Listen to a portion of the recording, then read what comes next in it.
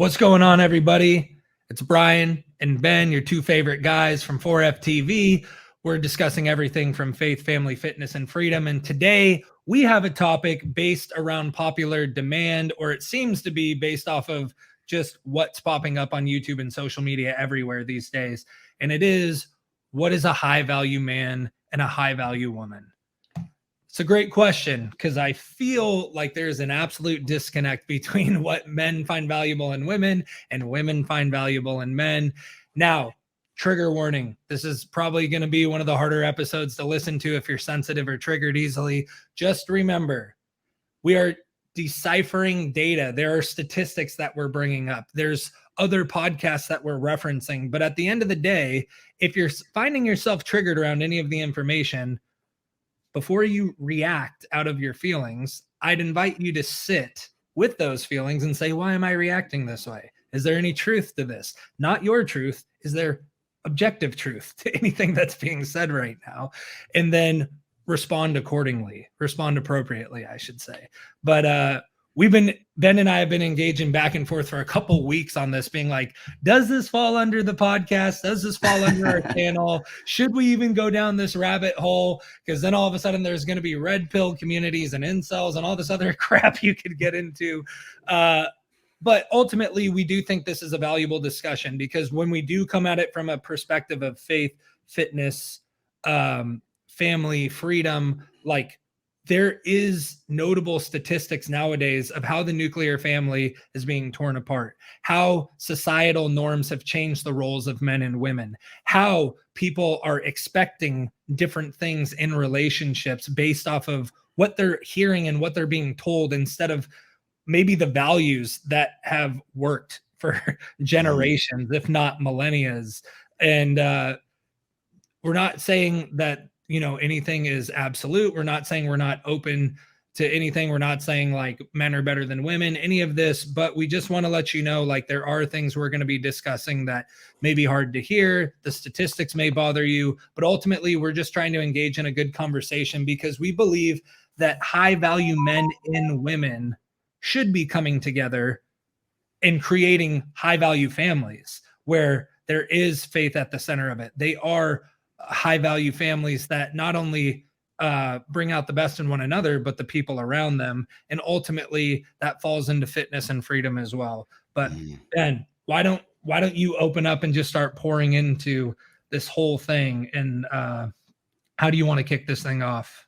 Well, I mean, I definitely agree with what you said. I mean, how it fits into faith, family, fitness, and freedom is varied. But the reality is, the cornerstone of family is relationship between two people. I don't want to overcomplicate things, but that's how it starts without getting into a birds and the bees conversation. So when I was reading some of the numbers and the statistics as they have changed, incredibly changed within the length of basically a generation, between 1990 and 2020, the marriage rate has decreased from almost 10 marriages per 1,000 to 5 marriages per 1,000. And the most aggressive decline between 2015 and 2020 just also happened to I'm sure it's a coincidence, happened to pair pretty well with one of the most aggressive growths of social media, where you saw Instagram user base go from close to 200 million users to 1 billion. And what we know, without getting into all of the sticky and nitty gritty stuff with that, is that, and everybody knows this, we're not going to ignore the purple elephant in the room.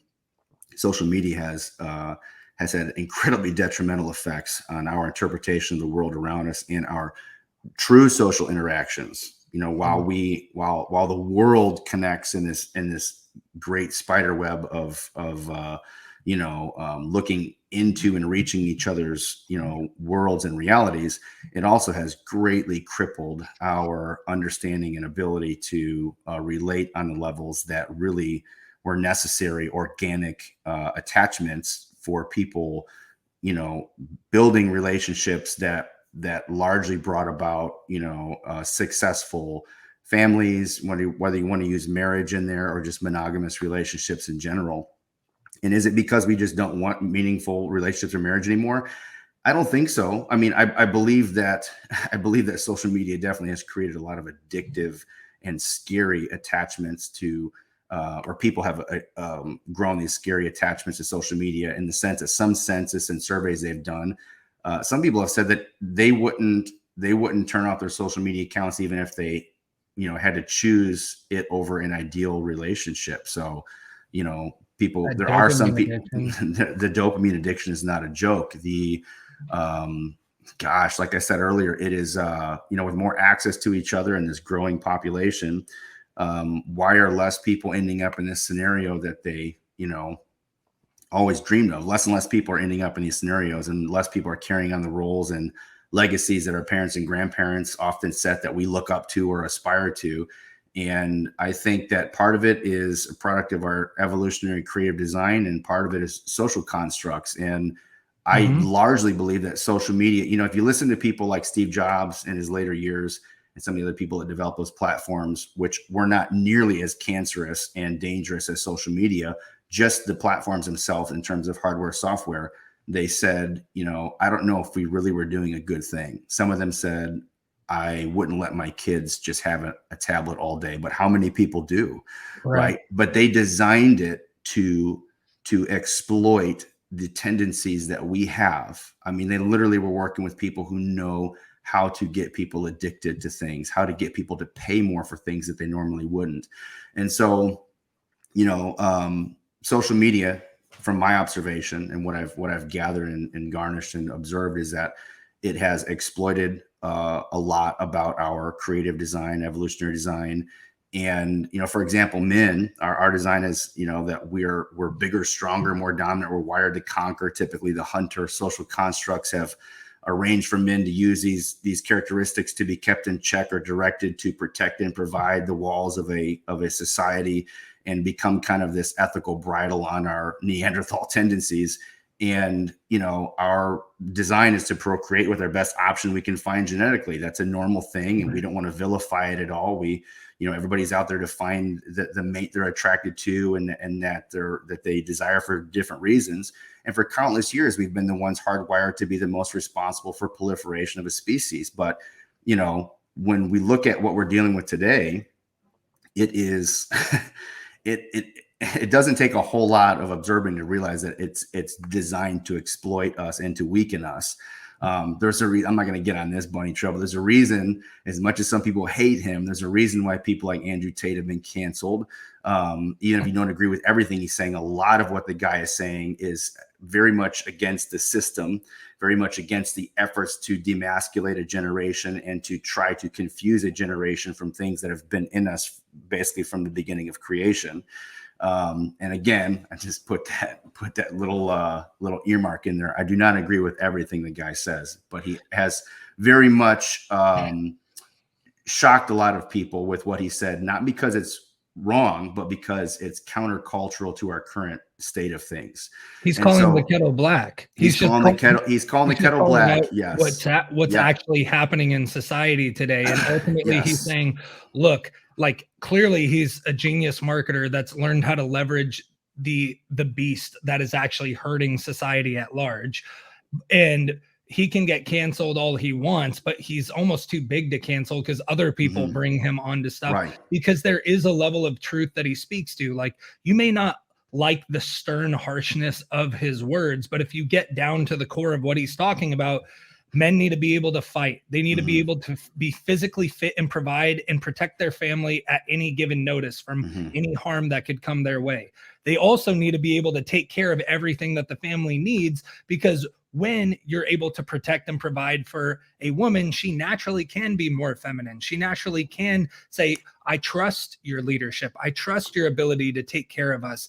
I'm willing and able to do these other things that you need taken care of because we are partners. We're in a partnership. Now, I'm not going to go into the other stuff that Andrew Tate or other people do where it's like, well, as men, like I can lay with whatever woman I want because as long as I can take care of them. Absolutely. Yeah. Yeah. Totally. Because again, what I wanted to point out is these things have been intentionally, designed to exploit or leverage against us, part of our hardwiring. So again, our evolutionary design as men, because the first thing we got to do before we point fingers is assess how these things affect us and how to deal with that. And so we are the ones responsible for the proliferation of a species. It's exemplified in pretty much every other animal species from the beginning of time, but we aren't exactly like every other animal. And this is an interesting junction, of what both our creative design and social constructs have shown us. For example, our society as a whole deteriorates more than any other animal, hierarchical examples, when we don't have present and active fathers. And that, I mean, there's just so much data to back that up. And so therein comes the ethical need for a bridle on what I would call our Neanderthal tendencies. So there's genetic hardwiring, and we're not going to go through a study of human history in depth through various stages of time or periods of time. But what we do know is that the 21st century has affected us greatly in terms of how it's leveraged that against us to, have a generation of men who, categorically aren't masculine in a good way, and encourage them to be basically satiated and kind of, I guess you use the term fulfilled very loosely, by what is placating and entertaining them. And it's terrible. We have our selectivity that we have on social media, and this applies to both men and women, has become nearly impossible. We have a world of a million perceived options, and I say perceived because it's not reality. Like, there's one thing I'm going to get across to my daughters in this world, especially as it pertains to being a woman in this world, is that attention does not equal intention. Okay. And that's part of what has led to a lot of these issues with this very misconstrued form of perceived reality, is that most women out there, they have, 20 guys in their inbox, and they can, post a picture or something, typically, very much intentionally eliciting the wrong kind of attention. But either way, getting 100 likes and 30 hearts and however many comments or whatever it is, sometimes in an hour, right? And Right. So I'm not telling you that you shouldn't have options, because we should, but too much of anything can bring diminishing returns. They say we that. talked about that off air, right? Like today, like, first of all, the idea of a picture perfect anything in life is not reality. Like, Truth. whether you're single, you're in a relationship, or you're married, nothing will ever be perfect. Nothing. Absolutely. So you need to abandon that idea immediately, because if your expectation is perfection, first of all, you can't even meet your own expectations. Mhm. And if you can't meet your own expectations, how How do you dare you expect hold somebody someone, else to? exactly, how Yep. dare you hold someone to a standard you don't uphold yourself? But on top of that, it's like, you make this checkbox of everything, and we'll get into some of those check boxes around high value men and women, because it's pretty funny. But like, you create this ideal list, like this guy's got to have boom, boom, boom, boom, boom, boom, boom. And it's like, if a person can meet 80% of it, and your core values they're congruent and they're Mhm. aligned, you'll have a great life with that person. You'll Mhm. never get 100%. It'll never be perfect. Ideally, it'll get 80, 81, 82, because the more you die to yourself, the more you accept the inherent flaws of the person you're choosing to partner in life with, that love will grow, and that 20% will start to dilute.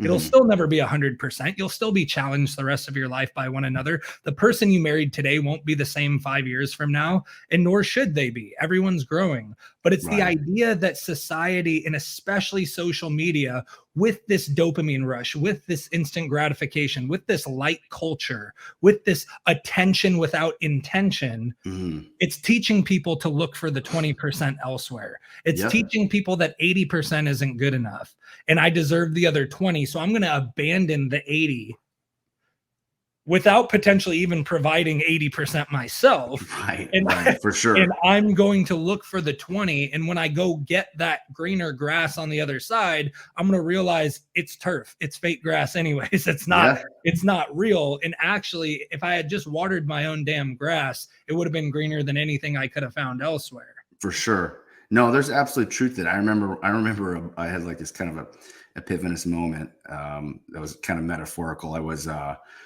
I was going through some difficult periods of time in my life, like coming, out of a divorce and other, kind of restructuring my life in terms of, function and finances and identity and everything. And I wanted to get a new truck for a lot of different reasons. And I remember I'd had it for probably about a year or so, and it just becomes kind of part of the furniture in the house after you had it for a year. You know what I mean? Yep. And it's like all you can think about. My life would be so much easier when I got more room. I got more room for car seats and the stuff in the back and all these other things when you got two kids. And I remember probably one of the first times I like deep cleaned the truck. And I remember I got done and I got out on the road and I was driving. It just like, it immediately reminded me of like how excited I was when I first got it. Like I was like a sense of accomplishment. Like I worked my tail off, tried to climb my way back out of a bad spot, in a lot of ways, emotionally, financially, whatever. And and it was just kind of clicked at that very moment. I was like, man, if more people did this with their relationships, we'd be in a better place, where it's like, you get used to the things that you have, and you lose gratitude for them. And as a guy, obviously I'm thinking about it in perspective towards a woman, but it's like, you take for granted the fact that, for the last year, somebody always has helped do this and helped you do your laundry or made you dinner or rubbed your back when you had a long day or whatever else it is. And you start to kind of just accept those things as they're just, again, part of the furniture in the room, Right. And it was like, I wonder how she would appeal to you if like you went out and you bought her a new dress and you did this and you planned this and you did these things to kind of like make a conscious effort to kind of restore those things to what they were when you first got them. And it was like, man, okay. All right. It was one of those moments where I was like, all right, I gotta like kind of put this feather in my cap or this little note in my pocket, for future reference. That's really good though, because I can't remember exactly what it's called. It's not the law of diminishing returns. Like that's different, but there's some principle out there. It's kind of like the idea in finances. People are like, man, I only make 30K a year. If I made 100K, I'd be happy. And Mhm. then the person that's making 100 was like, if I could just make $250,000, I'd be happy. And $1 million, I'd be happy. But it's like, you think that, but as soon as the money upgrades, so does everything in your life. You're like, well, I'm going to upgrade the apartment. I'm going to upgrade the car. I'm going to upgrade blah, blah, blah. And all of a sudden it's like, you're not saving anymore. You're actually paying more in taxes. So if you spend on a direct path correlation, you're actually going to have less money because you pay more in taxes. But like the idea is there's something innate, and I feel like it's a law around humanity that we actively have to work against. Call it the flesh, call it the sin of flesh, where it's like we want what we want until we have it, then we don't respect it anymore. It's like we idealize what we don't have, and as soon as we have it, we think, is that it?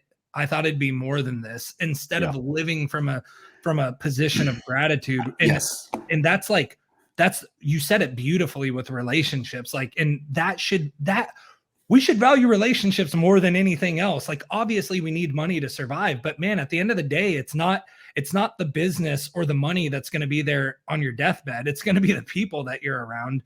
But ultimately it's like relationship, even in business, right? Hey, my business hit 6 figures.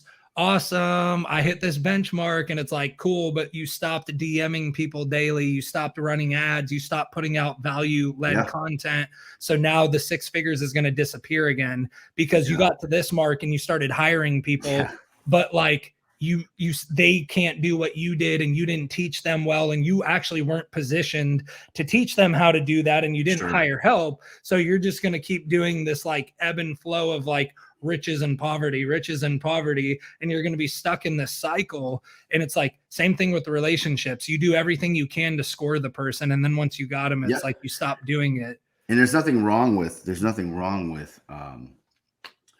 how do I word this? I think everything gets derailed when gratitude gets behind the magnitude of expectation. And so it's kind of like,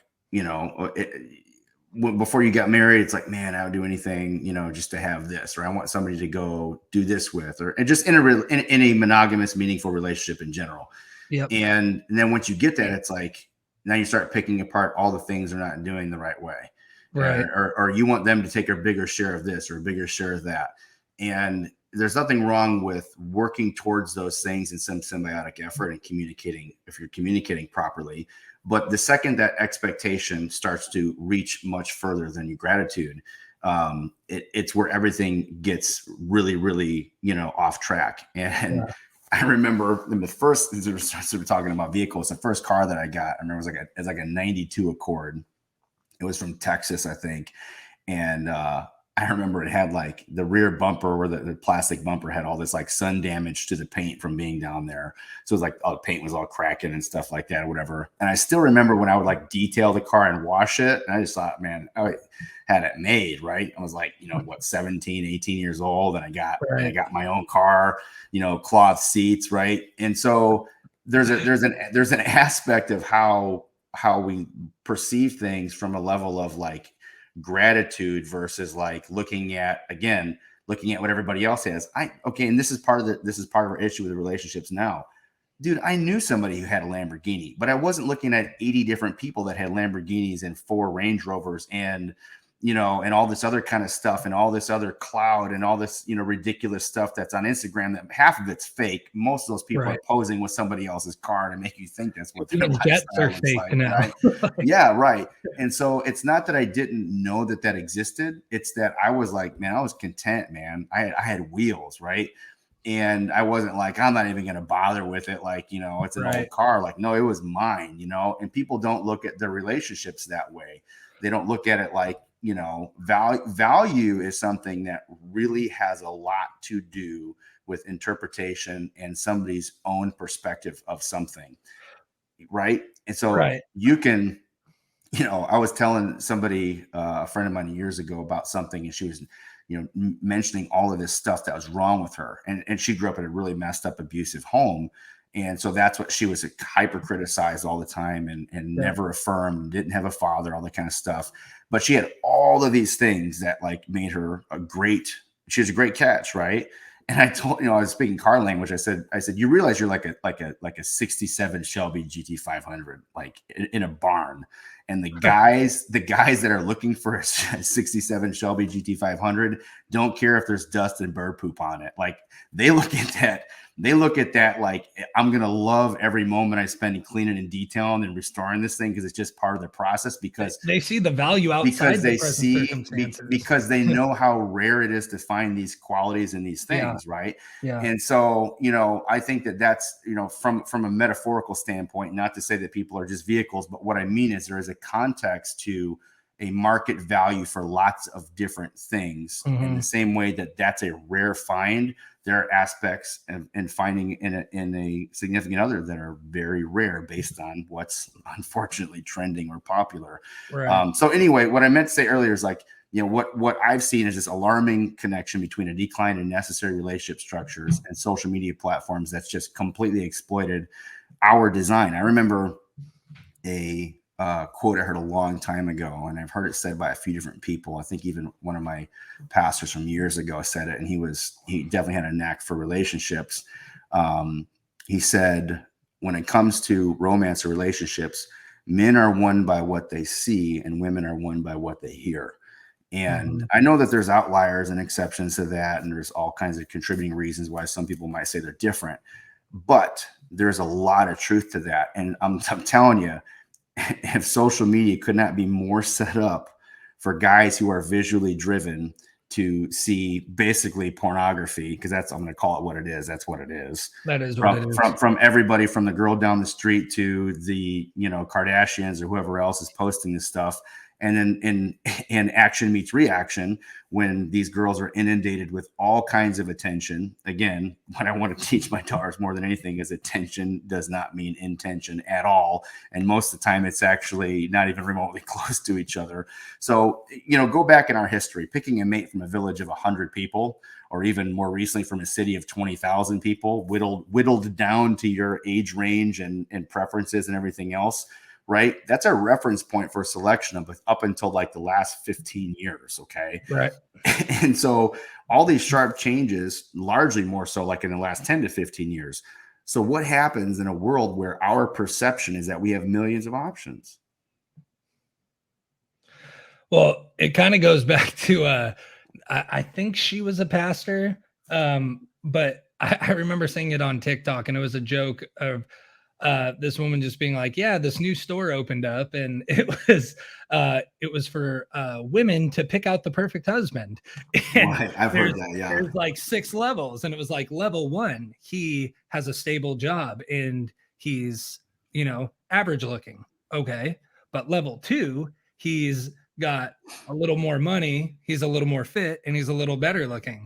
Oh, cool. I'll go to level 2. Okay, well, you could stay there, but on level 3, and it's like he owns a house. And then on level 4, it's a 6-figure job and owns a house and a car. And all of a sudden it was like level 5, level 6. And the idea was you can keep trading up to get to the next thing. But level 7 was there's no guys here. It's just proof that nothing you have experienced is good enough based off your expectations. And like, I just thought it was beautiful because 1, it was a woman telling it. So like, you can't get as offended as if a man were saying it. But 2, it's exactly what we've just been saying for the past, 20 minutes or so to open up the episode, where it's just like, contentment doesn't mean there's a lack of growth. Like, contentment and gratitude and appreciation is like, sure, there may be more, but I'm so grateful for what I have. I'm going to keep showing up as my best. I'm going to keep evolving as a person. And this is where, even though like I always love car metaphors for people because it makes so much sense. There's so much crossover. And ultimately it's like, Ben could still be driving a Beat 92 Accord, but it would have new tires. It would have, a new exhaust. It might have had a new engine put in. Like, ultimately, those are signs of growth, even if the body or the person hasn't changed. If we're going to call the body of the car the person, it's like, hey, that person doesn't change, but all these little nuances and things around it have changed. That's the only way it could make it from 92 to 2022. You know what I mean? Like, that's actually almost it's almost more appreciative seeing the people that have restored old cars and have kept old cars in such great shape, because there's an appreciation that it doesn't matter how many options are out there. Every year there's a new model. I chose this model and I'm going to take care of it and make it last as long as I possibly can. Sure. And ultimately, like, I think that's where the metaphor comes full circle, because that person in my mind, and we haven't even discussed it yet, so we'll get right into it now, like, that would be like a high value approach. That would be like, what I have is, taking also ownership of, like, the sad reality is a lot of the times, like, we attract people out of our trauma, out of our wounds, out of things that we haven't completed with or fully healed from. So there's times where it's like, oh man, I've always been content and told to play small. So I was attracted to that really outgoing, boisterous person because they're everything I've always wanted to be. And there's usually this like attraction of opposites, and like one of them ends up changing. It's either this person becomes this one, which is what he wasn't attracted to, or he becomes more like her, and that's not what she was attracted to. And there's an understanding that, like, if you can't keep who you are as a person, if you can't sustain your own identity, one of you will become more like the other person. And it's not that there's something totally wrong about that. Like, there should be attraction, there should be similarities, but remember the things like, you didn't attract you attracted something that was different than you. So the idea that if you become the same thing and there's no differences, there's no set like time apart or these things that drew you together, if those things stop, it's hard to understand why it would keep you there. Sure. But ultimately, I also believe everything that we've talked about between like marriages being cut in half statistically since 1990, and even more notably in the last 5 to 10 years, and noticing the rise of social media. I also think, again, we're not going to get too deep into conspiracies or anything else, but when you think about who's in charge of all these things, it's like the best way to control a population is to sedate them and numb them. Absolutely. And give them things that make them lazy, lethargic, fat, unmotivated. And dopamine dependent, where it's like, I need constant stimulation. Like the idea of sitting down and reading 10 pages in a book is so daunting to people. Like, but I Sure. could scroll for 3 hours. I could Netflix and chill the entire weekend, but I can't read 10 damn pages because it Right. takes more effort. It takes activity. It takes more brain stimulation and Yeah. effort. Well, Like, what it takes is basically, it's like we have new neurons every day, and we establish these patterns and like you said, addictions, these addictive cycles that are intentionally put in front of us to do just that. And it's like, your brain's a giant, a giant computer with all kinds of electrical facets. And it's almost like if you spend a long enough time indulging in those things, it's almost like you're going into a building and pulling all the wiring out and rewiring it. And you do have the ability to do that if you put forth the objective effort to start those processes and kind of I guess you say catalyze your understanding of that, of how the dopamine response in the brain is intended to serve us versus enslave us. And right. so it takes a lot of conscious effort to do that, but it is possible to do that. And in some cases, what it takes, some people say sometimes you have to get sick and tired of being sick and tired before you do anything. Sometimes what it takes is realizing that you have basically both anesthetized and completely destroyed your creative capacity and your potential for what you are able to do and what you're put here for. And then also your ability to learn and understand things on a deeper level because you were spending all day just being placated or entertained. And Right. For me, that's a large part of it, where it's like I don't want to do what just is being served to me because that's just what's commonplace and that's what everybody else is doing. I want to put myself in a position where I am not just a consumer. I want to offer something. And in order to offer something, I have to pull myself away from the things that are proven to actually put to sleep the creative functioning facets of our brain, which is that they proved that with television years ago, and social media is even worse because of how everything's designed to just keep our attention for very short spurts. And then we scroll again, and we don't watch another 15-second TikTok video, and then the next one and the next one. And then, like you said, the next thing you know, 2 hours go by. Well, and ultimately, we talked about this in a previous episode around social media is killing you or killing the youth.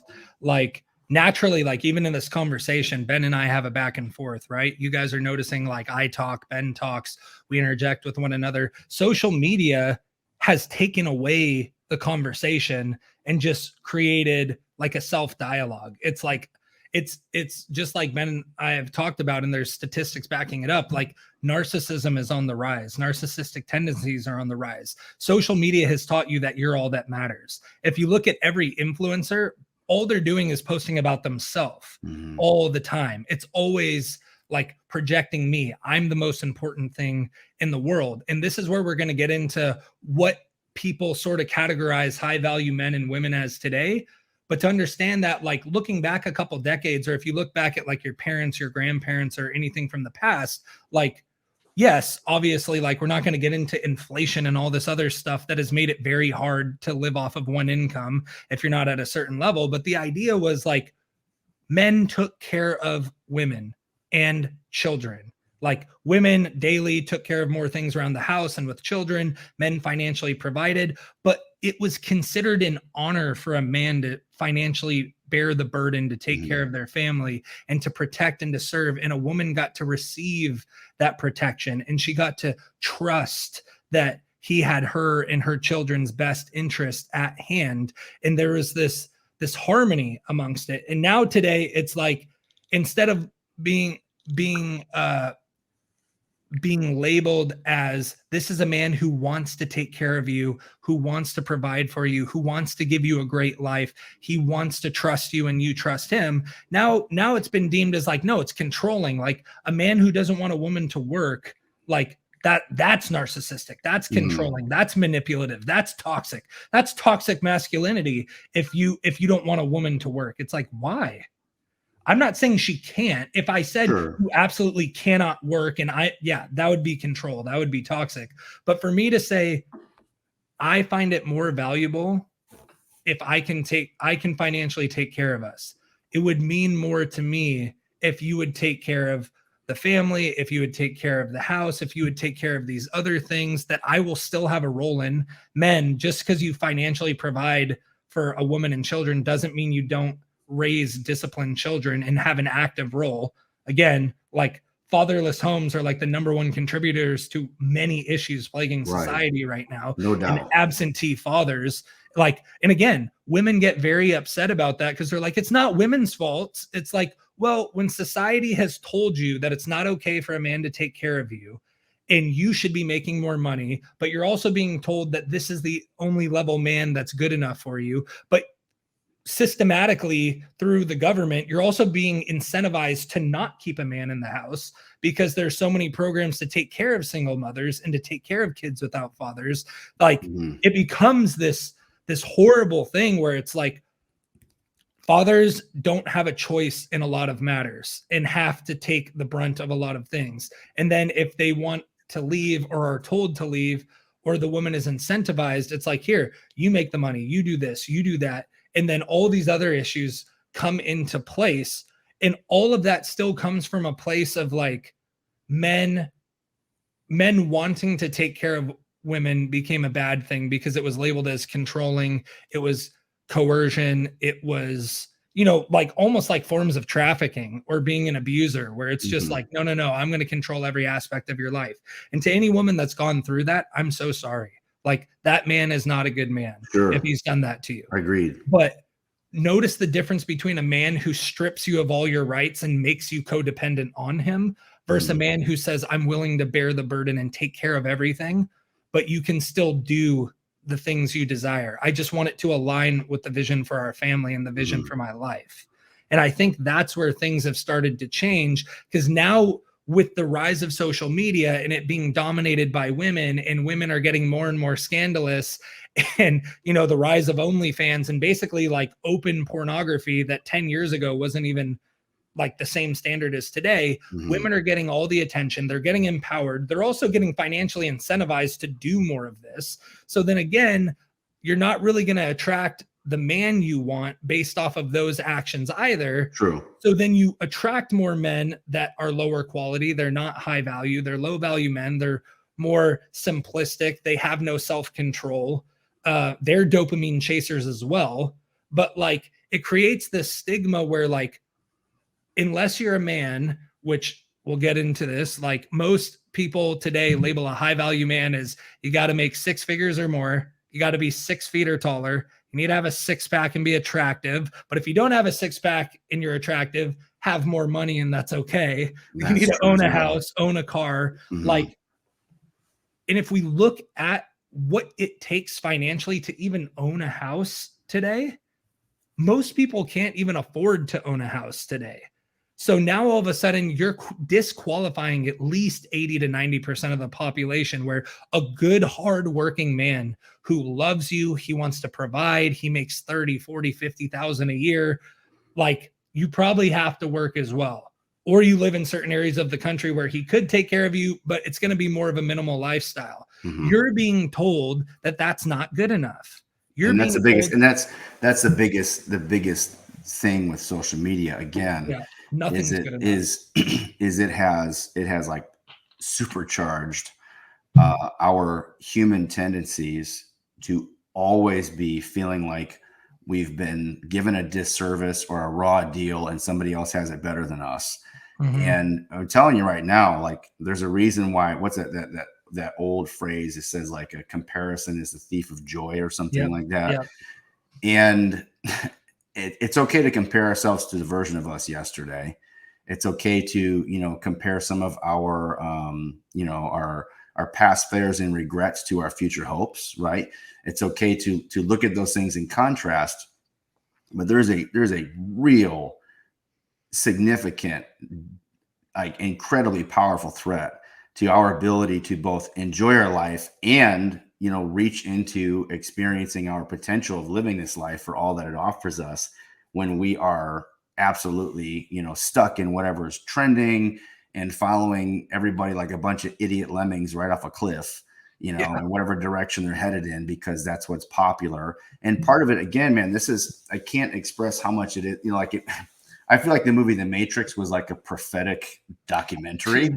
So It was literally like, I'm telling you right now, the movie was like prophetic on levels that people don't even understand. And it might as well be a documentary, because there's a part in the movie where the guy is, I can't remember the guy's name, but he's basically about to sell out all of his friends for some false reality within the Matrix. And he says something like, I know that when I put this steak in my mouth, that the Matrix is going to tell me that it's like juicy and delicious and whatever else it is. And he goes, and I know that it's not real. He's like, but I don't care. I'm okay with that. right. And man, if that's not a real, like, you know, indicator or like an equivalent of where we are today as a society, I don't know what is, because there are, again, the statistics don't lie. Facts don't care about your feelings. Anybody out there, like Brian said earlier, if you fall in the category, if you're some person who's been in an abusive relationship and somebody told you, you know, you don't have to, you know, you're not allowed to work, you're not allowed to do this or any of these normal, you know, normal human functions. This doesn't apply to you. Obviously, those are outliers and exceptions to what we're saying. But again, the statistics do not lie. The facts do not lie. And all of these things in our society today, especially with the magnitude of influence in social media, is very much intended to use our hardwiring against us. So, you know, as a man, when, again, what creates a weak man? A guy who's inundated and drunk with all of these available forms of stuff. You used to have to go to the gas station and ask for the special magazines behind the counter. And even then you hope nobody that you know saw you going in there for it. And stuff like that and more is basically on social media platforms, you know, and we relabel it, like you said, we call it female empowerment or whatever else it is. And it's destroying everything that real feminists fought for, to not be objectified, to not be seen as some sex objects or whatever else it is. And if I offend anybody, I don't care anymore. I got two little girls that I love dearly and I believe could do anything from working from NASA to be the president. I don't care. They can do it all. But the last thing I'm going to do is lead them to believe that all of this, bullshit that's being fed to them about being, you know, empowering themselves as females to become some measure of sway or power by exploiting themselves or whatever else it is, just not going to happen. Well, and that's where the logical fallacy is, right?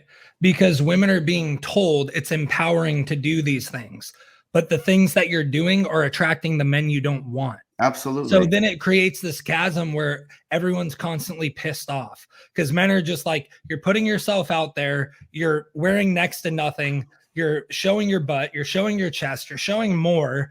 And like, but for a man to comment on any of those things, like he's toxic masculinity, he's a little boy running around as a man. It's the equivalent of wanting somebody arrested for buying drugs and you don't do anything to the person selling them, and it doesn't make any sense at all. Again, but what it is we are a confused generation. We are a confused society. I can't even say generation because this probably applies to people from 15 to 45, really.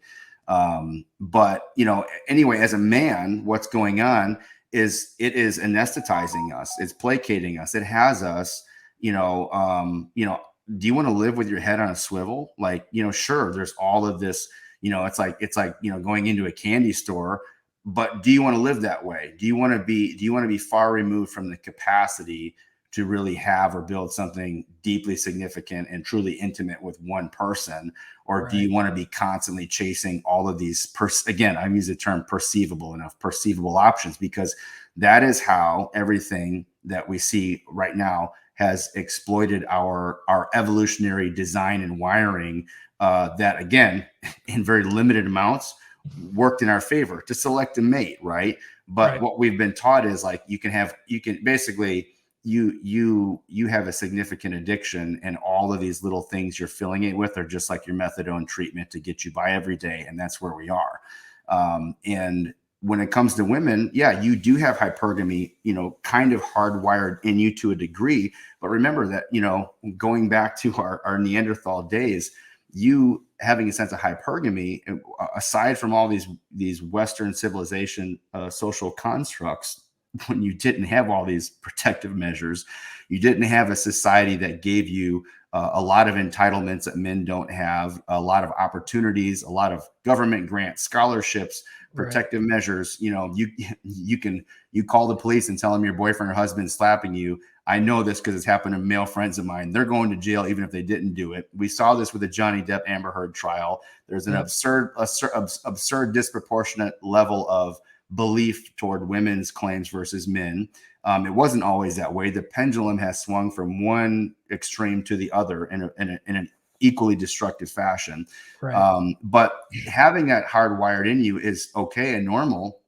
When you want to pick a better mate, when you want to pick a man, let's go back to our early lizard brain or Stone Age days. You picked a guy who had a safe cave for you and your future children to hide in, so he didn't get devoured by saber-toothed tigers, and the guy who owned 3 goats and a cow or whatever else it was, so nobody was going to starve. You would pick him over the guy that didn't have anything because you wanted whatever is going to likely benefit the fulfillment of a family and the carrying on of the next generation, right? So what happens when you take that and you also saturate a society with stuff that is intended to feed narcissistic tendencies and categorically grow them to absurd levels? And you think that, well, there's this guy, but there's this other guy, and he's, he makes 200K a year, and he's even a little bit more handsome. And then all the BS that we watch on TV with these supposed love stories are not remotely real indicators of what real love is, or a realistic love story, not even kind of. And they're also getting more, ridiculous and trashy and absurd. And so what happens is these systems in place have intentionally used this against us. And you know what it has you doing? It has you spending more time statistically on those platforms than ever before, and women spending more time on Instagram than men do by far and large. And you're comparing your life to everybody else's. I've seen this firsthand. I've experienced this with women that I've talked to, and constantly had these moments where I thought, like, am I going crazy? And then I end up talking to these people who are therapists or people who work in the realm of relationship coaches, and they're like, no, the numbers are terrifying. Tinder, for example, we talked about this before. They pay a lot of money to get metrics on what's going on within their platforms because it's a huge money maker. And these data, these bits of data are showing that women their swipe rates for meaning swiping right, meaning I approve that I'm interested, for women are about 5 to 10%, and the swipe rate for men are like up to 50%. Right. So what that means, is that we're moving towards a polyamorous, polygamous society, in the sense that, for the women out there who are like, all guys suck, men are pigs, blah, blah, blah. It's because you're all sleeping with the same guys or vying for the same guys anyways. And they know that, and they're allowed to get away with doing that because you are, by far and large, not everybody, but statistically, you have this idea that, what makes a high value man is again higher and higher and higher on the list. And you've heard it said before that men use power to get sex, and sorry, but women use sex to get power. If you're offended, I don't care. It's historically provable, and social media has just, again, it's like hypercharged that against us and not in our favor. And so where does all of this leave us? Are long-term relationships or marriage a worthwhile venture or even attainable today? Yeah, I mean, it seems less and less likely. I mean, the raw data shows it's less and less likely, which is really saddening. But the other thing you got to think about too is, and this kind of ties into how we always tie faith, family, fitness, freedom, all this stuff together. It's like you are less free the more you rely on this thing to feed to feed you, to feed your needs. And this also creates a society where, again, like, even males getting rejected and simping for women that are doing things that I believe a high value woman would never do. OnlyFans, but Right. Sure. but like, just like you said, like, even definitely 20 years ago, but maybe even 10. Like, you walk into a 7-Eleven, you go to like that corner section of the magazines, you pick the back one, you're like hunched and you're like, Right. let me like not let people see or catch on camera that you're Right. looking at something. But now you are in seclusion and isolation to the point where you're numb to, and it's not that I want anybody to feel shame around this stuff, but it's like, what used to make you feel like, ugh, I hope I don't get caught, you don't even give a shit anymore because you won't get caught. And if you do, it's so normalized to look at Yes. this stuff. If for women to say it's fine for me to show my body as long as I'm making money off of it, but it's not prostitution, it's empowerment because it's done through an app instead of through a pimp. Like, I'm sorry, Yeah. if you're selling pictures of your body and you're being naked and you're getting guys to chase after you, like, Sure. again, just like you say, the examples with your daughters, it's like, I guarantee none of you who are in that position grew up wanting to do that.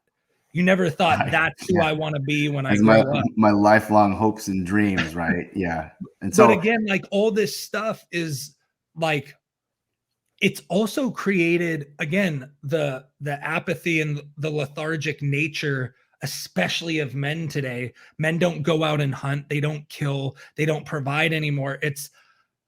Men and women, but again, I'm just going to call out men because we've talked about women a lot. It's like, men, stop simping to women that are charging you yeah. $5.99 to $12.99 a month to look at Yeah. them, when you need to go out and do the hard shit. And I'll go Go out further and get too, go out and get rejected. Go out and go out, face the fear go out of and get walking up rejected, to right? someone. Go and do the work. Stop being inundated and numbed and droned by pornography when you could go out and you could be empowered by your masculine energy. That sexual tension that you feel can actually be put to a lot more beneficial things to yourself and society if you're not giving into your first urge. Like, if you're simping for women who really will never give you the time of day because they're already caught up in their own narcissism around these apps and in their masculine shields because they don't trust any men anymore. Like, Yeah. it's created this whole spectrum where, like,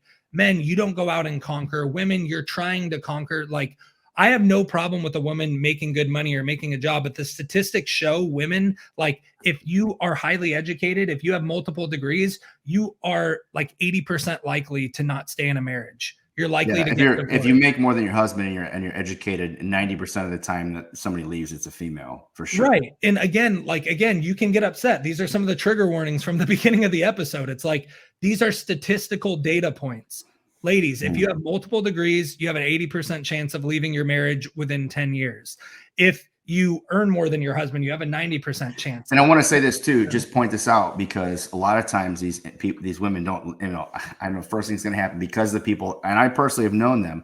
I have dear female friends that have been through some horrible maniacal situations and abusive situations. And that's why they're no longer with that person. And in many cases, the woman would have done anything to make it work, didn't file, didn't want to leave, whatever else, it's just had to. And so that aside, back to what I said about hypergamy, these things work if we're not conscious, right, of our tendencies. I want to make a quick comparison, the same thing with our diets or the food market. I'm going to tell you something right now. The food market, the FDA, and everybody else out there wants you fat, sick, and lazy. Okay. Yep. That's how they make money. Yep. And when they slip flavor enhancers and garbage and high shelf life stuff that shouldn't be called food, and you eat it on a regular basis because that's just your way of unwinding at the end of the day, you're doing yourself a disservice. And as long as you keep defending it, you're not going to realize what is on the other side of taking care of yourself and actually feeling healthy. And the same thing goes with our understanding of our predispositions. Like, our taste buds can be used against us, right? Our human tendencies can be used against us, and they have been. And in the same way, when we think about things like hypergamy, if you have some evolutionary, genetic, or creative design in you to reach for somebody who has a higher capacity of income or social standing, security, whatever else it is, than you have as a woman.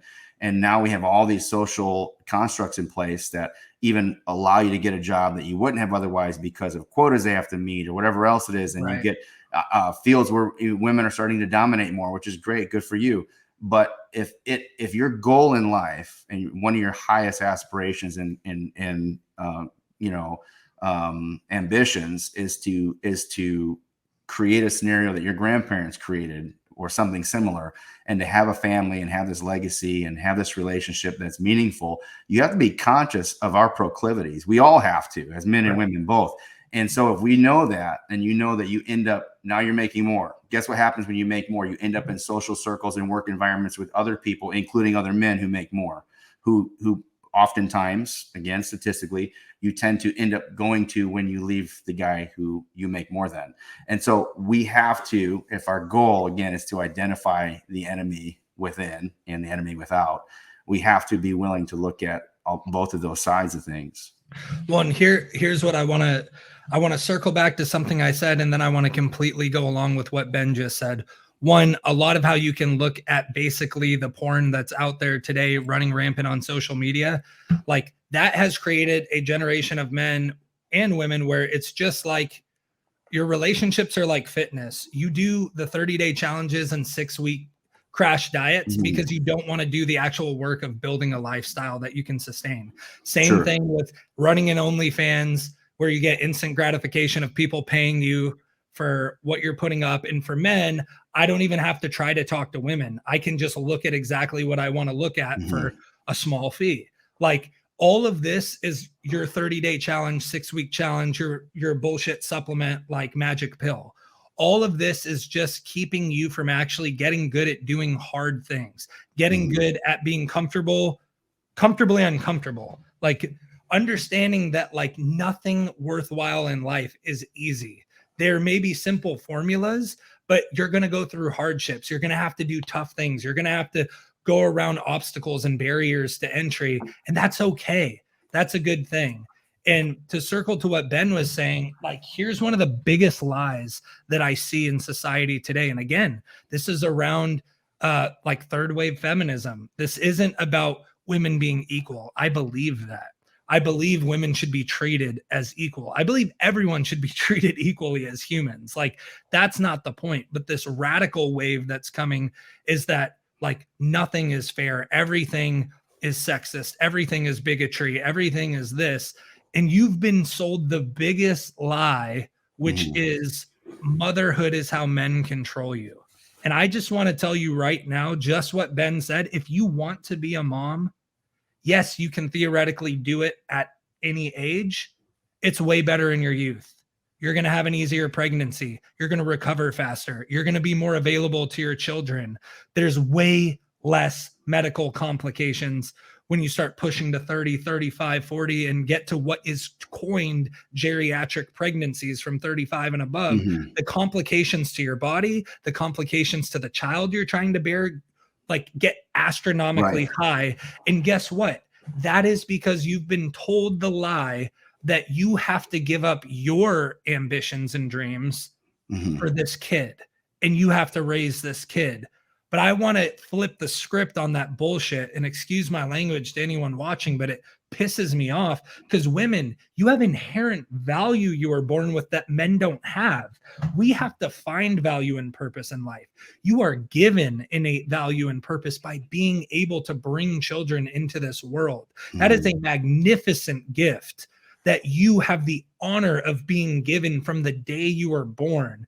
You get to create the generations to come. You get to have this intimate connection with a human being that no one else gets to experience on this planet. That is a magnificent blessing and miracle and gift. And guess what? When you raise up good children, when you are in a great family, when you have a high value man who takes care of you, when the children are old enough to go to school, if you don't decide to homeschool them, which over the next decade, you might want to reconsider. But if you end up raising up your kids for a few years, one, if we want to get into biblical purposes, there's still many jobs and trades you can do as a mom, as a pregnant woman, where you can still make money and create value and be in a trade system. Like there's nothing wrong with that. But also you can go back to work. And if your value or if your mindset, your point of reference is, well, if I have to give up a year, or if I have multiple pregnancies, 2, 3, 5 years, I'm going to be so far behind. I'm never going to make what men make. I'm always going to have to play below the standard. I'm always going to be climbing up when everyone else is reaping the rewards. It's like, Sure. but that was never the goal or intention to begin with. Right. Like, if you want those ambitions, there's nothing wrong with being a 6 or 7 figure woman, being a corporate woman, being successful. But the trade-off is it's going to be a lot harder to find a man that will start a family with you because you're sacrificing the family for the end. Why do you think men sacrifice all the hours and effort to make the money to get the wonderful woman? Because they can't bear the child. You can. The man doesn't, like, you can frame it how you want. Just like what Ben and I said, it's either expectations and these falsities or it's gratitude. If I were a woman, sure, it's easy to say because I'm a man, but if I were a woman, I would choose gratitude and look at the blessings of being able to create a child, to bear a child, to raise a child, while I know I have a supportive partner and husband who can take care of our family. And as soon as I'm ready to go out and work or start a side business or whatever, he's all for it. Yeah. And I want to say too, I have, in my period of time working with people and coaching people and stuff too, I nearly always end up, not even by my request, but kind of being invited into much more understanding of the personal struggles and stuff that these people are dealing with, and maybe various reasons why they wanted to kind of tackle their health issues and change things in their life. But I've talked to women who are, in their mid 30s, who were considering or already went through the whole, what they call geriatric pregnancy, where, you're, first of all, very few people can afford it. It's absurdly expensive. It's not covered by insurance. I've had that conversation with a few women as well. And when they're at that point in time in their life, it does not at all mean that as a person, you are less valuable. But I have not talked to a single one of them yet who didn't approach either a point of bitterness or a point of just being basically, kind of destitute and heartbroken over the idea that they might not have kids. And right. I know this, I'm 38 years old. I've been raising 2 kids on my own, for the last 8 years. It's been a roller coaster ride of all kinds of different flying by the seat of your pants. And there's been moments where I'm like, man, where did the last 6 months go? Where did the last year go? How am I going to do this? How am I going to do that? It's not necessarily how I expected things to turn out.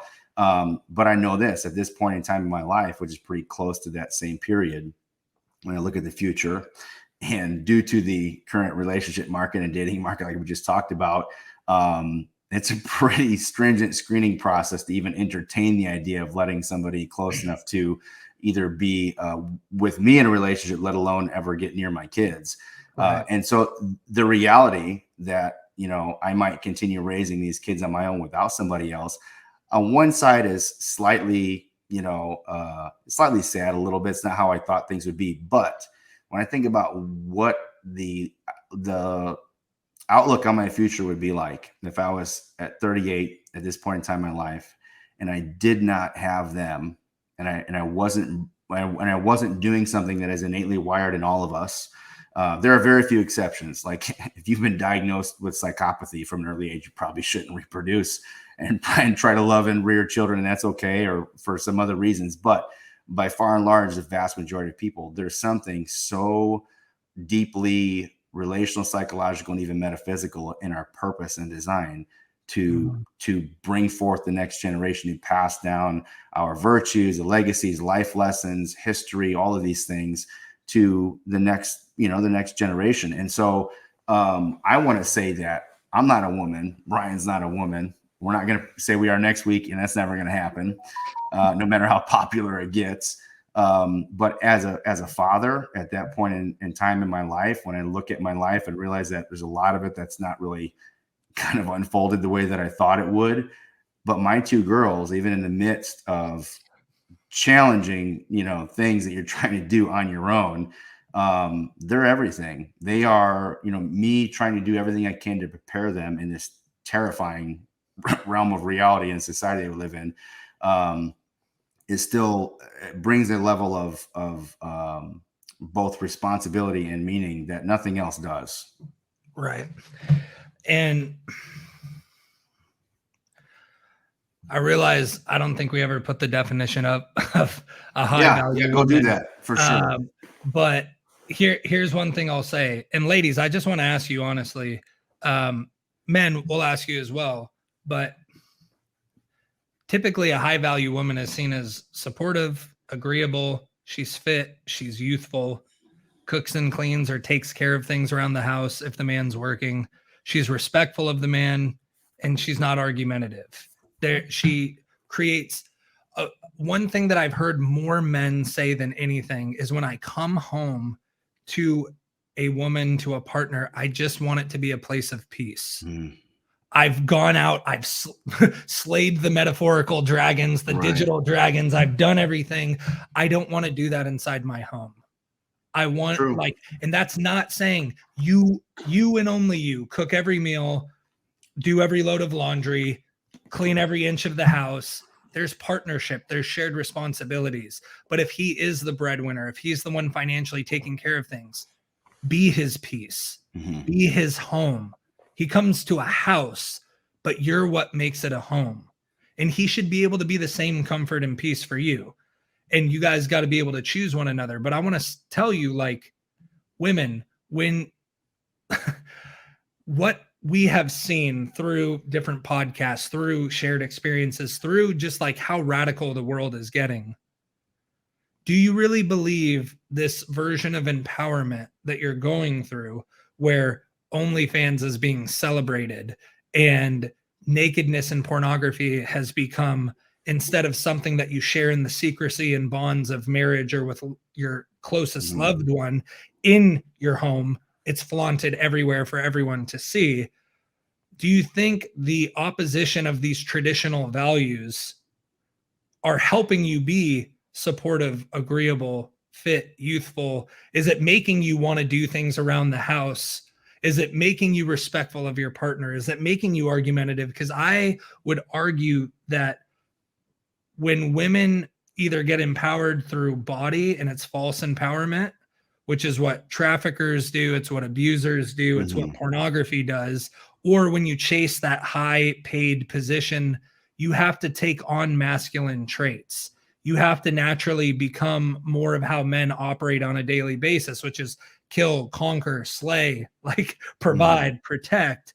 And around that masculine energy is when you like, it's linear, it's rational, it's precise, it's disciplines, processes, procedures, rules. Like, this is how everything's governed. That doesn't sound like a woman to me. No, and I want to say too, real quick too, just so we don't get our lines crossed here or anything, or people misunderstand this.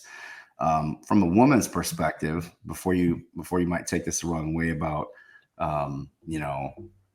thinking that we're saying that if you have any career aspirations that it makes you manly. What I think what Brian's trying to say is that a lot of times what it requires you to do in order to acquire and aspire to those things is to kind of become something that typically in various aspects of demeanor aren't attractive to most men, not immature men, not boys. I mean, men.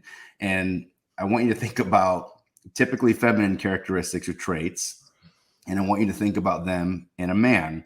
So I want you to think about things that maybe you would allow in a man, or maybe even kind of want in a man. Like, let's say you want a guy who communicates well, and that's okay, and that's a good thing. Let's say he communicates so well that he talks about 3 times as much as you do. He cries a lot for no reason. And if you're ever sleeping next to him and you hear some weird noise, he screams and pushes you out the door to go find out what it is. And so those are typically feminine traits, but to a certain threshold or a certain level, you don't want them in a male partner. And that's okay, because they're not things that you typically, and again, from an evolutionary and creative design standpoint, they're not things that you should be looking for. because, for a long, long, long time, those are things that you would never want in a partner, because they don't really work very well for the survival of our species and for the pairing of these two beautiful aspects that we both bring to the table. If there's two people that are operating out of masculine or feminine, there's no harmony, there's no flow. You got to think of like yin and yang coming together. Yeah, there's no coherence. Right. And guess what, women? It's okay if at times you take on masculine energy. You've been given masculine energy. And it's okay, men, if sometimes you go with the flow and there's spontaneity and creativity, or you share emotions. Mm-hmm. However, if we just look at how typically, not the exceptions to the rules, but the foundations of the rules, men don't like talking about feelings as much as they want to solve the problem that created the feelings. Women, a lot of the time, don't want a problem solved. They want to be heard. They want to be understood. Right. And guess what? Like, you can come at me in the comments if you want. Just like Ben said earlier, like, I don't care. Like, if I was a woman, you might receive hearing that better. I don't know. All I know is women in my life tend to not want solutions. They just want me to listen. They want to talk. They want men to listen. They want to be heard. They want to be understood, because that creates safety. It creates trust. It also creates attraction. And for men, a lot of the time, it's like you need to surround yourself with other men, because like if you go to a woman for a solution, she's going to ask you, how does that make you feel? It's just like, well, yeah, I feel like shit, but I don't really want to linger on that. I want to solve this. And like, don't get me wrong, that's not an excuse for men to never do emotional work. Let me make that very clear. Men, you have to conquer your emotions to be a high value man. You have to be in control. That's part of the reason why like the mixed martial arts is so amazing, especially for men, because it's conquering mind, body, emotion, spirit. There's a multifaceted benefit to doing that, because it's, I'm physically in a tough solution. I'm mentally having to figure it out. I'm emotionally having to control how I feel in this moment. Because guess what? If a man gets slammed on a mat 10 times in a row, he's going to start getting pissed off. And he's also, if he's a little boy, he might start crying and being like, this isn't fair. And in that moment, he has to learn, like, it's okay, you feel that way, but you don't operate out of that. And that is the security of a high value masculine man that I believe most women that are operating in their feminine energy want. And again, that just has to do with like, let's stop. If you're not wired that way, that's okay. But statistically speaking, like, again, it's like one way that it was put on a podcast that Ben and I kind of laughed about, and this will trigger someone who's listening. Nowadays, this third wave radical feminism kind of has boiled down to women want the power that men have, the benefits that women get, but the responsibilities of children, where it's like, I know that's hard to hear. And guess what? There's a lot of weak men doing the same thing out there. I think the word was accountability of children. Okay. Meaning that the movement per se. And again, I had just for the record, I had these conversations like on a weekly basis with like 3 different women that I know. Right. Don't forget that. I love them. I will say this. I love them to death. And they're honestly some of the closest friends that I have. And they're people that I would go to for advice, but they're all 50 or older, meaning they don't belong to this new movement of neo-feminism.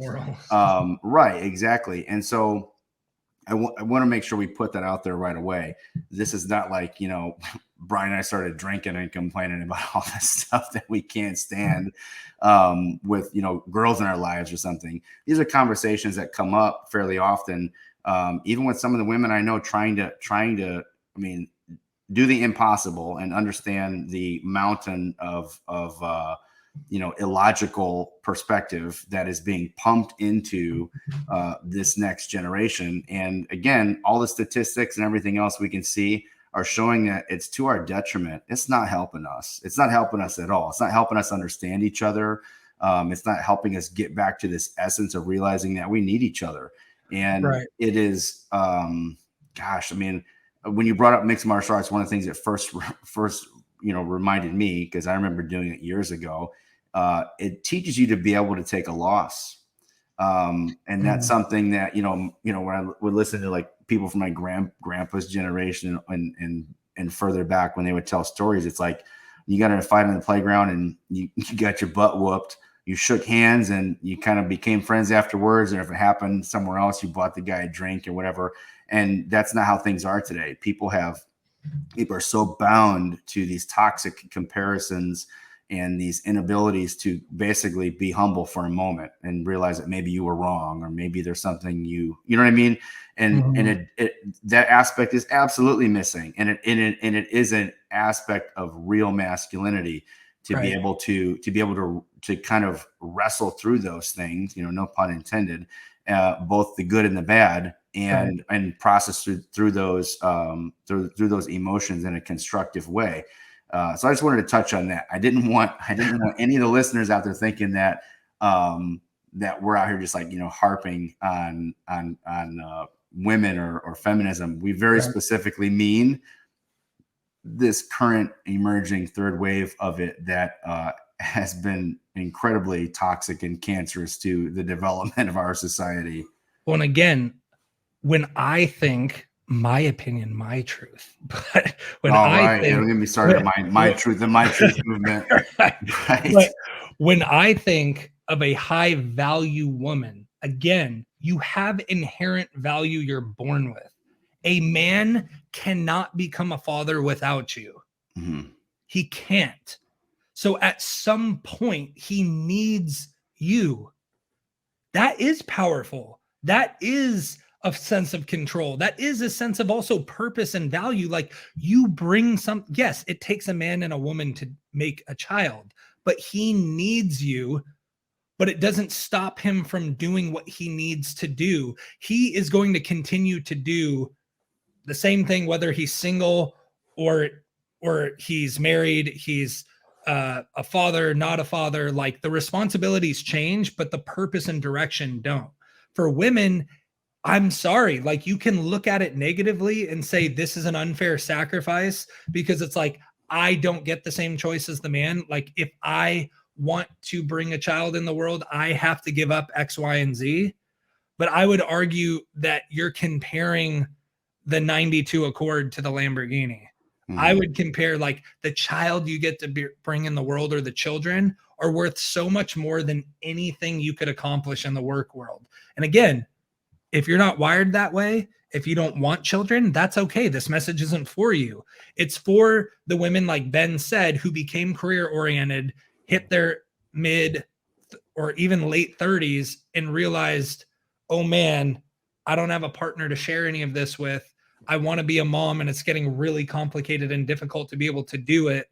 And unfortunately, part of the things, and whether you look at it biblically or also just statistically, like, there's things about the wife of your youth, the woman of your youth. And it's like, that's also just like a blueprint for you ladies, where it's like things are less complicated in your 20s versus your 30s when it comes to being in a mom or being in a relationship, or like, for men and women. You think the further along in life you go without committing to someone, it's going to be easier.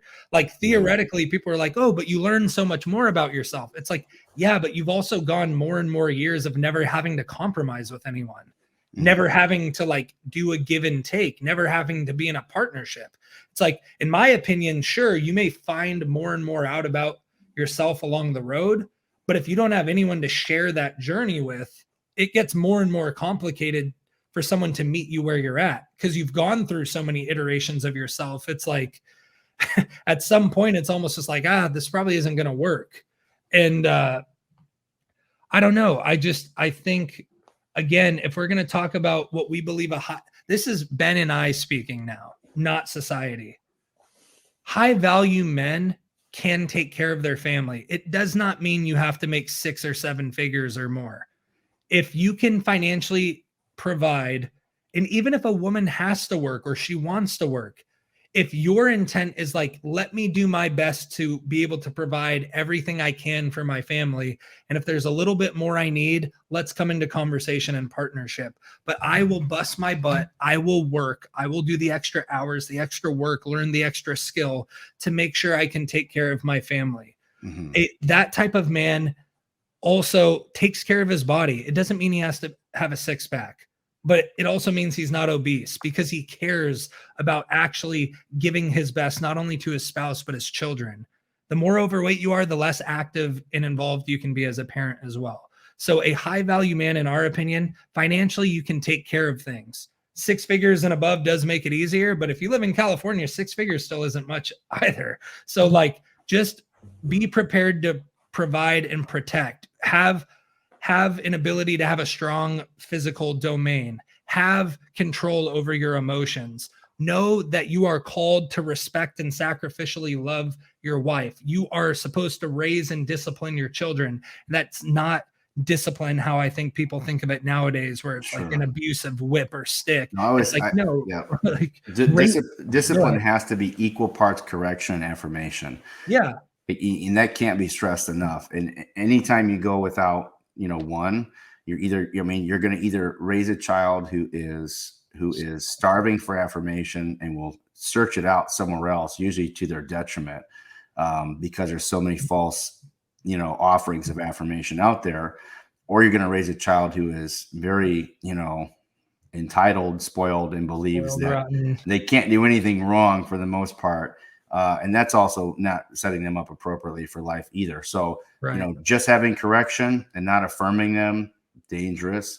Affirming them all the time and not correcting them, equally dangerous on the other side of the equation. So when you say discipline your children, I just want to say, as a dad, learning from things in the past, trying to be to my kids certain things that I didn't get growing up, and identifying them as an adult, trying to, kind of deconstruct things and then realize, what I wish I had at certain points.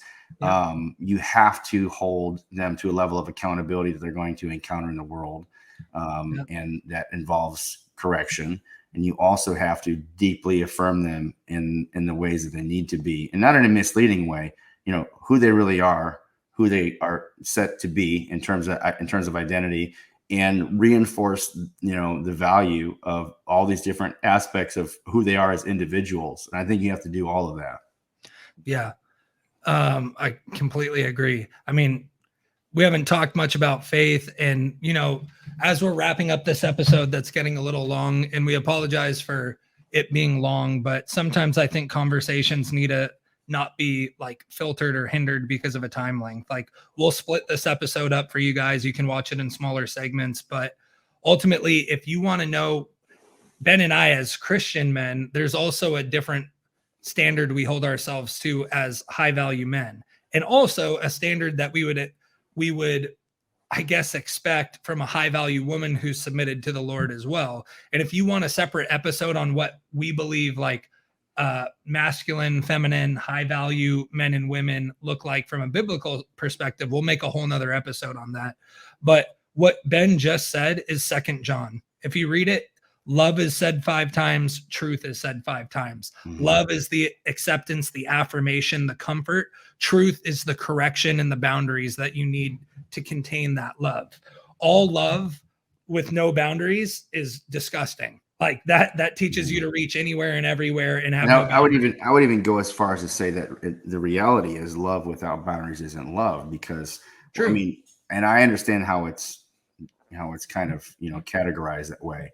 But if I love my kids, or I love anybody else for that matter, and I know that there's a danger that lies in wait for them, and I think maybe I should give them some boundaries that they're not going to like, but I know it's going to be better for them in the long run. They might even be mad at me about it, but I need to put these boundaries in place. Yep. If I don't do that, I don't value them. And if I don't value them, I don't love them. And so a lot of times we kind of differentiate that, like love and truth. But the truth is, if you really love somebody, you're going to tell them the truth. Yeah. You speak truth and love, and your love needs to be found, like, it needs to have a foundation of truth. Mm-hmm. If Ben loves his kids, especially when they're younger, he's not going to let them ride down a steep like incline into open traffic because they want to. He's like, guess Sure. what? I love you so much. Like, I'm not going to let you do that. You are Yeah. not allowed to be on your bike over there. Yeah. I love No, them. boy, you're terrible. I You're love them so much that they're not on social media, and they won't be for a while. And no matter how many times they tell me that some 8-year-old in their class has a TikTok, you know what I tell them every time, very lovingly, I don't care. I don't, because the reality is that doesn't move the needle with me even a little bit, because that's not my child. No offense to that child. Right. I don't love them. I'm not charged with the responsibility of rearing them. Right. And as much as I'd like to, pick up that small child's body and beat the parents with it, because that's kind of what needs to happen for being so careless and reckless, it's not my responsibility. And so, yeah, I think that, and they don't always like it, but as soon as that conversation starts to come up, I sit down and I say, your dad loves you, right? And they say, yeah. I mean, there's no doubt about it. And, your dad wants to protect you, right? Yeah. And then I'll explain to them, in the age appropriate way, that there's dangers, that there's reasons why that they're not allowed to just frolic freely, in this landscape that's like a war theater, just speckled with landmines and threats everywhere. No matter how many people are doing it, because I love them. I would rather have their moment of discontent and have their safety and their long-term benefit than have them say, I'm happy with Dad in this moment. Amen. Well, so just to wrap everything up for you guys, I mean, ultimately, I think we even went in a different direction somewhat on this episode than we initially expected. Honestly, I think we actually went a little lighter on men and women. I think we had some hard. We could have taken some other turns for sure. Yeah, we could have gone a lot harder, but we don't want to get canceled until we're so big that it doesn't matter anymore. Right. Right. But ultimately, like, you want to be a high value man, in my opinion, submit yourself to the Lord, be a man of your word, be respectful, have integrity, work hard, love harder, like that love and truth inside of your dearest relationships. If you're not in a relationship, work on being the husband you want to be before you meet someone, because you're going to end up attracting the woman that's working on being a wife, and vice versa. But ultimately, like, take care of your finances, take care of your responsibilities, take care of your physical domain, have control over your emotions, have a spiritual connection to the Lord, and take care of the things that you've already been given and steward well over your life and your current relationships. Women, I want to be a high value woman. I don't care if you want to work or not. Like this, in my opinion, a high value woman, like, I don't care how much money you make. That has nothing to do with what I find valuable in a woman. If you want to be a high value woman, be respectful, be complimentary, and uplift.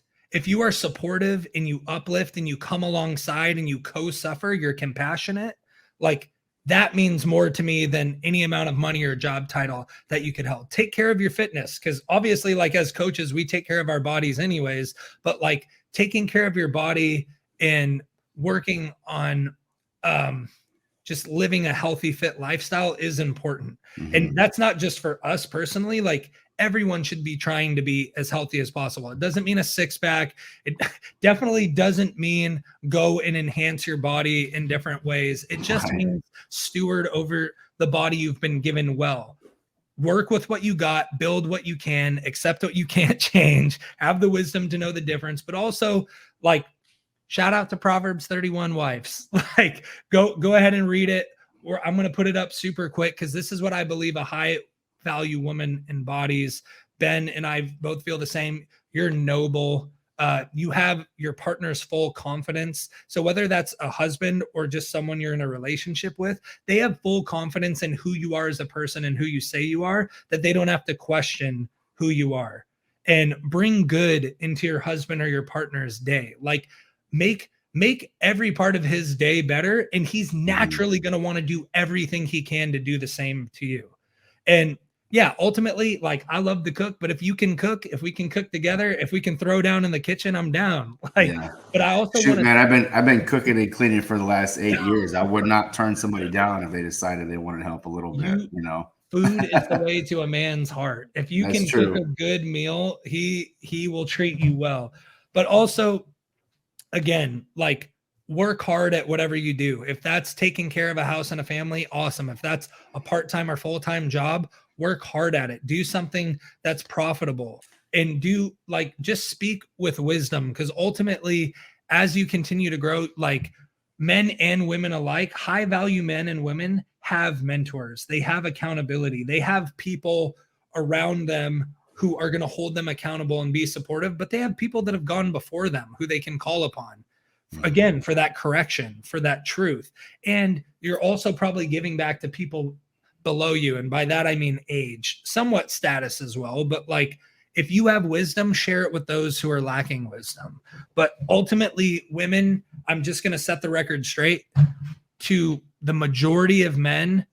Your job or your money doesn't make you valuable to them. They want to know the character you have. They want to know the respect that you have for them. They want to know that you'll come alongside them and you'll be in the trenches and battle with them. You'll be their peace. You won't create another battle within. You won't start.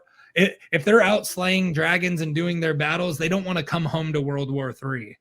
Like, and again, I promise you that every high value woman, if you love a man well, he's a high value man, he's going to do everything he can to reciprocate and then some. He's going to want to make sure every one of your needs are taken care of, that you feel safe, you feel comfortable, you feel loved, you feel cherished, you feel honored.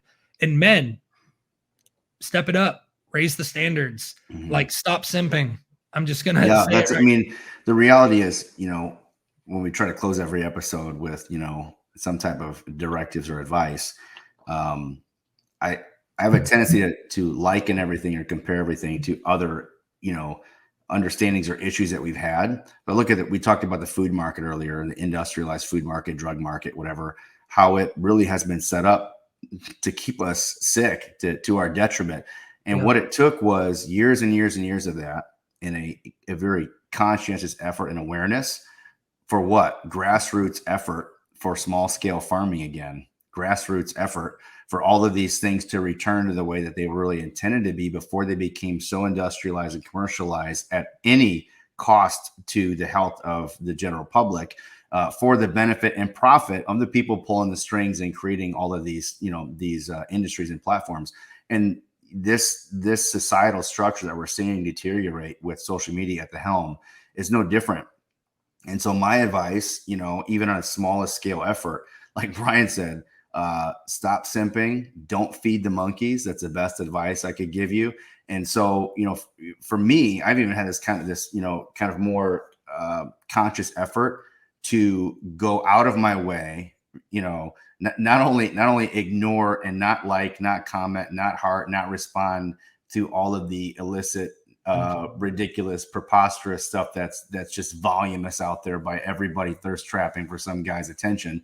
I'm not going to respond to it. I'm not going to encourage it, but I've gone out of my way in several instances to go to women that are putting positive content out there, that are putting stuff out there that is about them as a person, putting stuff out there that is benefiting, that's intellectual, that is encouraging, whatever else it is, and just said, hey, you know what? I love your content. Don't stop. Keep it up. Right.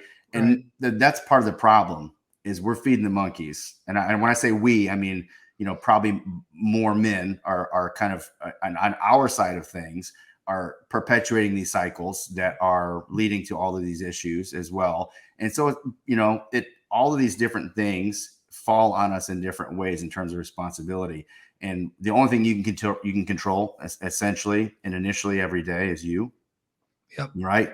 Like, here, clean your room or do this, make the bed, do whatever else it is to kind of like, let's control this little microcosm of reality that you live in before you try to go out and change the world. And there's significant truth to that. Do what you can do to kind of disarm or not continue to perpetuate the things that are causing the issues and problems. And then furthermore, go out and do what you can do to kind of, breathe encouragement or life into the direction of people who are trying to do the things that are really setting a better precedent than what's becoming common out there. Right. No, that's really good.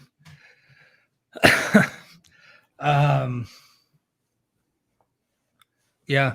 Why don't we just close with that, peeps? As always, I don't think I've plugged it yet, so give us a like. Put this video in front of people. Comment your thoughts below. We want to hear your voice. Comments. We don't care how brutally honest you are, how much you disagree with us or how much you agree with us. We just want to have a conversation, because ultimately, as a high value man that I am and continuing to become, and same with Ben, whether you agree with me or not is not going to change how I feel about myself or how I believe, or your opinion, or if you want to argue with me, like, your emotions aren't going to make me emotional. I used to be that guy. I did, and I'm not anymore. And it's not that I don't care about you. I just don't care about things that aren't helping either one of us or anyone else. So ultimately, we do want to hear from you. We appreciate every time you subscribe, turn on the notification bells and everything else. So the final directions, and this goes to men and women, because ultimately I think this is what's at the actual center of being a high value man and woman. Look at the heart and look at the mind of the person that you're entertaining. Look at the actions, look at their belief system, look at how they work their life. Like, women, don't listen to everything you hear. Like a low value man will tell you what you want to hear, but won't do what he says he's going to do. Mm-hmm. Men, don't let your eyes deceive you. There's millions of beautiful women in the world, but you know what's more beautiful than a beautiful body? A beautiful mind and a beautiful heart, and someone who wants an honorable monogamous relationship with you and wants to grow old with you. Mm-hmm. I think that is something but both men and women are embedded with. We need a lifelong partner, and yet we're not willing to do the work because today's society and social media and third wave feminism and quote unquote toxic masculinity and simping and all these other things has led to people that want instant gratification and want to do absolutely no hard work whatsoever. Mm-hmm. So men, conquer your physical and your mental domain before you even entertain women. You need to have a direction and a purpose in your life, and you need to be a good person. You need to be good by yourself, and you can invite a woman into it. Women, work on your heart, work on your mind. Be a woman that a man would love to be with, not only for what you offer, but for what you provide in his life around that peace, around that harmony, around that agreeableness, around some of these beautiful things that you offer, around having a family that you get to share in. But also, women, be secure enough in yourself, do enough work that you don't need a man in your life to feel empowered, whether that's literally having them pay you every month for pornographic pictures on OnlyFans or your IG or anything else. But also, you don't need a man, and a man doesn't need you. And ultimately, when you get to a point where you don't need someone, but you want to share everything with one another, when it's not about completing one another, but complementing one another extremely well, when it's about growing deep and understanding there's going to be valleys and mountaintops, there's going to be trials and tribulations, but every hump you get over makes you that much stronger and better. That is a high value man and woman, and that's a high value relationship. So I would just encourage you to stop giving in to such minute urges and desires today for the most amazing tomorrow you absolutely will have. So thank you for tuning in to episode 12, where we discuss what a high value man and woman is. This is 4FTV. I'm Brian, my bro Ben, just coming in with the great stuff. We cover everything from faith, family, fitness, freedom, and we hope you really enjoyed this episode, and let us know what you want to hear from us next.